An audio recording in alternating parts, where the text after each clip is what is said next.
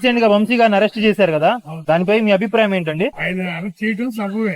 ఎందుకంటే ఆయన చేసిన అక్రమాలు, ఆయన నందమూరి వంశాంతోలికి వెళ్తమే తప్పు.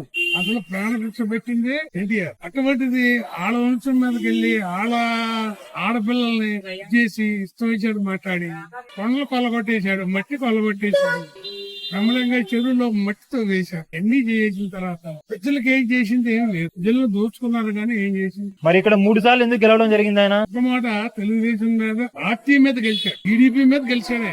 టీడీపీ క్యాడర్లనే పక్కన పెట్టేసి తనకు అనుకూలమైన వాళ్ళని పెట్టుకుని తనకు అనుకూలమైన రాజ్యాంగం చేసి దాని ఇష్టం వచ్చేది. రాజు మంచివాడు అయితే నువ్వు చేసిన తప్పులేదు.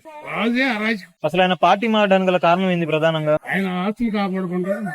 మరి గతంలో కూడా ఆయన ఎమ్మెల్యేగా ఉన్నప్పుడు పార్టీ అధికారంలో లేదు కదా, అప్పుడు ఉన్నారు కదా. అప్పుడు ఉన్నాడు, అప్పుడు ఉన్నా కూడా ఈ అరాజకం లేదు. వాళ్ళ తండ్రి గారు ఉన్నాడు, వాళ్ళ తండ్రి గారు కవర్ చేసుకుంటా వచ్చారు. తండ్రి చచ్చిపోయిన తర్వాత ఆయన పట్టుకుని పగ్గాలు లేవు.